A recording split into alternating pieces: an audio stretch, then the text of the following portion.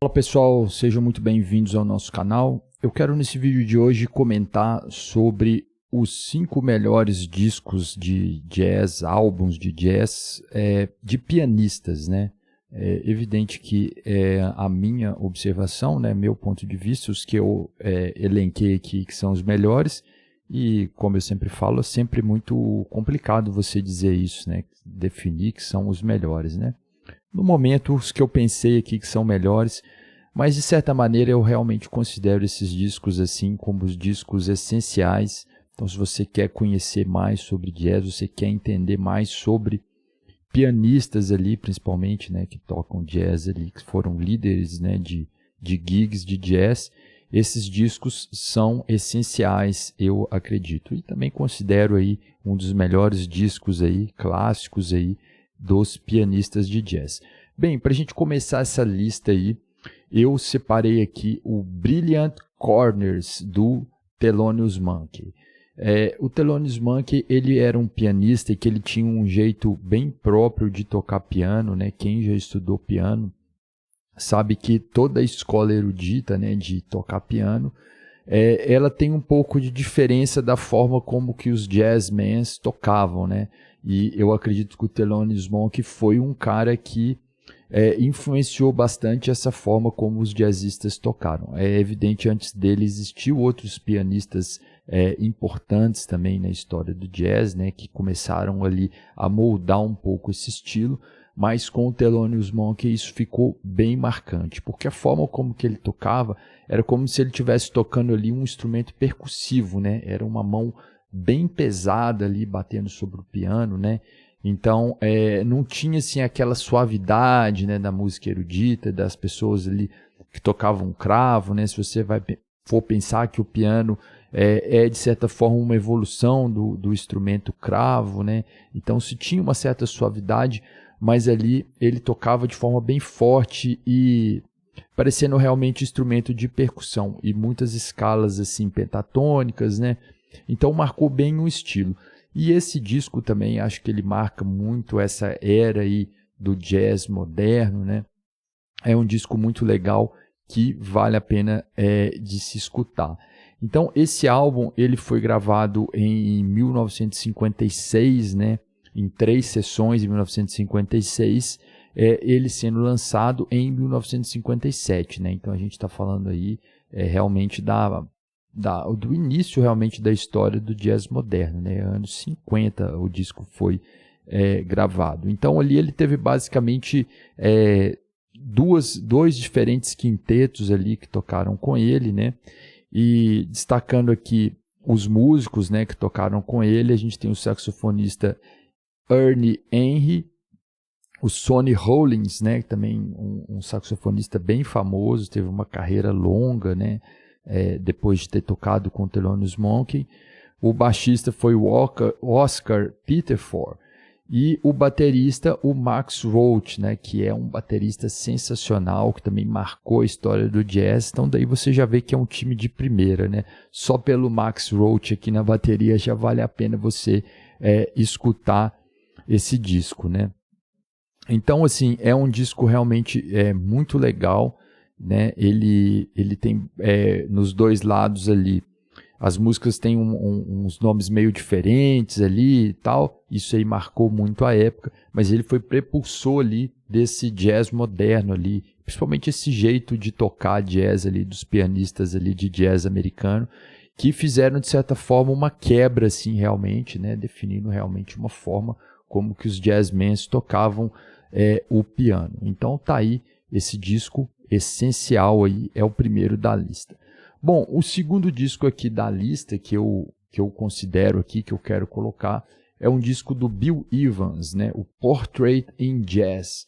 Esse disco, ele, se a gente for ver a tradução livre, né, seria mais ou menos como se fosse retratos no jazz, algo mais ou menos nesse sentido, né? E o Bill Evans, para contextualizar aqui, ele foi o pianista que tocou junto com o Miles Davis no disco Kind of Blue. Kind of Blue é um disco clássico, né, da história do jazz, né? Ele é de 58 ou de 59, se eu não estou enganado aqui. Então, pouco tempo depois ali, né, ele teve uma aceitação muito grande, assim, ele teve um impacto muito grande, assim, né, ele marcou ali um pouco que uma mudança no estilo do jazz, né, se vinha se tocando muito bebop, hard bop, e aí chegou esse disco do Miles Davis fazendo realmente essa mudança ali de estilo, já flertando com outros estilos, né, outra forma de tocar jazz, dialogando bem com o blues. E o pianista, né, que tem ali várias suítes ali muito bacanas ali no Kind of Blue, era o Bill Evans, né, que era sensacional. Então o Portrait in Jazz é o 15º álbum, né, do Bill Evans. E aí ele tem um trio que também é lendário, né? O baixista Scott LaFaro e o baterista Paul Motian. E uma história aí que a gente tem assim um pouco triste, que logo depois que ele lançou esse disco, né, acho que esse trio era um trio que funcionava muito bem, né, quando você escuta esse disco ali. Ele começa bem tranquilo ali, tocando na vassourinha, né, a batera, depois lá no meio do disco a bateria já está quebrando tudo, já está arrebentando tudo, mas sempre muito suave, muito legal, né, o Bill Evans consegue ali criar aquela sensação de sempre uma coisa bem suave, porque quando a gente pega lá os discos que tem saxofone, que tem trompete, geralmente às vezes chega em algum momento que chega realmente a ser muito estridente, né, muito agressivo aquele som. E quando a gente pensa aí nesses pianistas, né, eu pelo menos tenho essa sensação de ser algo sempre que é suave aos ouvidos, né, que entra muito bem no ouvido. E o Bill Evans sabia fazer isso como ninguém, né? Era um pianista sensacional. E ali você viu o baterista, ele estava destruindo ali na bateria, mas o Bill Evans conseguia colocar as notas ali em cima, no tempo correto ali, ficando algo assim que é muito agradável aos ouvidos. Então esse é um disco que eu recomendo, né? Que eu acho que é essencial você escutar, o Bill Evans Portrait in Jazz. Só um detalhe que eu ia falar aqui do LaFaro, né, que era o baixista, né, pouco depois ele sofreu um acidente, né, ele parece que tocava também com o Stan Getz, que era um saxofonista também bem famoso, né, gravou até com alguns brasileiros aqui também, né, tem um disco dele famoso, se eu não me engano é com o Tom Jobim que ele gravou, né, e ele sofreu um acidente, né, e veio a falecer, né? Então esse trio aí do Bill Evans, infelizmente, não durou muito tempo por causa do falecimento precoce aí do Scott LaFaro. Mas é um disco que com certeza vale a pena você escutar. É um dos melhores aí da história do jazz. Bom, pessoal, o terceiro disco que eu vou recomendar aqui de pianistas aí de jazz é o Keith Jarrett, o Standards, volume 1. Esse disco ele foi lançado em 83, né, e tem o volume 1, o volume 2, né, que são ali, na verdade, 2 sessões, né, de gravação ao vivo, né, acho que ele lançou cada um ano, né, ele foi gravado, se eu não me engano, em 83, lançado mais ou menos em 84, e o volume 2 depois em 85. Então é uma sessão ali, gravada num teatro ali, onde o Keith Jarrett, o Gary Peacock e o Jack DeJohnette fazem ali, né, num triozinho ali, né, uma apresentação, e é incrível a intensidade dessa apresentação, né, a forma como que o Keith Jarrett toca ali piano. Se a gente for pensar, comparando com o Thelonious Monk, muita gente não gosta do Keith Jarrett, né? Dentro do jazz, assim, muita gente que escuta jazz, muita gente é contra, porque ele quebra um pouco com esse estilo tradicional do jazz. Então, se a gente pensar nos anos 50 ali, o Thelonious Monk inventou esse estilo, vamos dizer, inventou, talvez a palavra muito forte, mas ele foi o cara prepulsou a imagem, né, o porta-voz desse estilo de tocar piano do jazz, né, que é aquele estilo com a mão pesada, parecendo percussão, que é algo totalmente diferente da música erudita, né? Então o cara pegou um instrumento e fez o instrumento virar outra coisa, né? Mais ou menos o que o Jimi Hendrix fez com a guitarra, né? antes do Jimi Hendrix tocar daquela maneira, a guitarra era um outro instrumento, né? A concepção que as pessoas tinham da guitarra era diferente do que virou a guitarra após o Jimi Hendrix. E com o piano, o Thelonious Monk fez algo parecido, né? A concepção do piano se tornou um pouco diferente. O Keith Jarrett tinha um estilo bem diferente do Thelonious Monk. O estilo dele fazia a gente voltar àquele estilo de música erudita mesmo. Ele tocava com a mão bem suave e tudo. Mas eu acho bem interessante o Keith Jarrett. Ele tocou com o Miles Davis na década de 70, né? Fez parte de várias bandas ali do Miles Davis, né? Principalmente o Miles Electric, né? E ele, né, tocava o órgão Hammond ali, então ele tinha uma pegada bem psicodélica, às vezes, em alguns momentos, assim, e eu acho bem interessante o som dele, é bem legal. E o Jack DeJohnette é um baterista sensacional, um músico incrível, que abrilhanta mais ali esse trio, né? Seguido ali pelo Gary Peacock, que também é um baixista incrível também. Então é um trio que eles entram numa sinergia muito interessante, assim, quando estão tocando junto ali. E você começa a ouvir aquele disco, às vezes você não dá nada por aquilo, mas você vê o que vira ali quando chega na metade do disco. É algo sensacional. Então tá aí esse disco, né, o Standards Volume 1 do Keith Jarrett.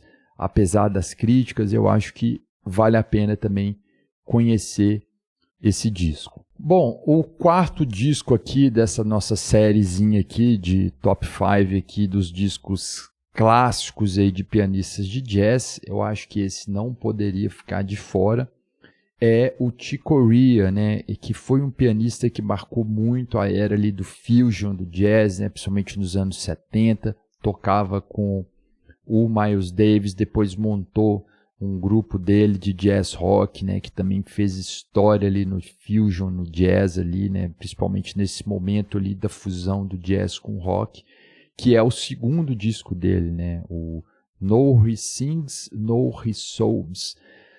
É um disco, para quem conhece o Chick Corea, já viu todas as coisas que ele fez, né, às vezes a gente associa muito o Chick Corea a essa ideia do fusion, mas o cara sabia tocar aquele jazz, o classic jazz ali, né, o bebop, o hard bop, como ninguém, né? Era um músico sensacional, né? Um dos maiores pianistas aí que já, né, passou por esse planeta aí, com certeza o Chick Corea era realmente um cara genial. E nesse disco, né, é um disco que eu acho realmente incrível, né, sensacional o som dele, né? E ele estava ali no início da carreira ali, né? E ele fez até ali algumas regravações ali de músicas do Thelonious Monk, né? Lembrando que o disco é de 1968, gravado em 68, lançado mais ou menos em 69. E tem temas de jazz ali realmente sensacionais ali, realmente incríveis. Então, assim, é um disco que vale a pena, né? É até difícil descrever como é bom esse disco, né? Mas é um disco que remonta pra gente aquele som clássico do jazz que tem na nossa memória, quando a gente pensa no que é jazz, de alguém tocando jazz, né? O bebop, o hard bop clássico ali, e o Chick Corea no piano. Então é algo sensacional, algo incrível, né? É um disco indispensável, eu considero, Chick Corea, Now He Sings, Now He Sobs, de 1968.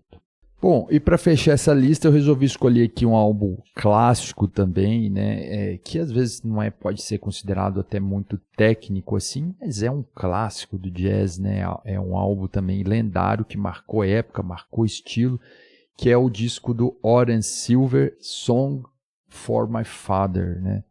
Então esse disco ele foi lançado em 1965, né, e ele tem uma história interessante, né, porque ele foi inspirado, né, numa viagem que o Horace Silver fez no Brasil, né, e ele fala que o pai dele, né, a mãe dele, né, era irlandesa, né, mas ela é negra, e o pai dele tinha origens portuguesas, né. Então ele se inspirou ali, né, nessas origens dele, né, na viagem que ele fez pelo Brasil para fazer esse disco, né? Então é um disco que remonta assim alguma coisa de música um pouco latina e tal, mas sem perder a vibe do jazz, e bastante escala pentatônica mesmo do blues. E outro detalhe interessante também, né, tem ali o Joey Anderson, né, tocando em algumas faixas ali, né, que é um saxofonista aí também que tem carreira, uma carreira com grandes discos aí no jazz, né, bem conhecido, né. Então realmente é um disco legal demais também de se ouvir, bem bacana mesmo, né? Vale a pena também a gente escutar, e eu acredito que esse disco do Horace Silver marcou também um pouco os caminhos ali para onde o jazz iria ali e a coisa, né? Um disco bem interessante, bem legal também de se ouvir. Bom, então de forma geral são esses 5 discos aí que eu considero aí essenciais. Evidente que ficaram grandes pianistas aí de jazz de fora, né? Já falo aqui o Oscar Peterson, que eu não citei, né? Dentre outros, né? Eu acho que são vários, né? Art Tatum ficou de fora também, que é um cara sensacional, né? O Duck Ellington também. Mas eu resolvi fazer um recorte ali, principalmente nessa era do jazz moderno ali, do bebop, hard bop, fusion, dos pianistas ali mais modernos ali que são legais, né? É evidente que tem vários outros discos de piano, né? De pianistas, líderes de gig ali que são legais, que valia a pena também citar. Mas nesse momento eu resolvi citar esses 5. Talvez mais para frente eu possa fazer aí uma parte 2 aí desse vídeo. Deixe aí nos comentários aí a sua opinião, qual disco que você acha que é essencial aí de pianistas de jazz. Se você já escutou algum desses discos aí também, deixe aí nos comentários. Então fico por aqui, um abraço a todos e até a próxima.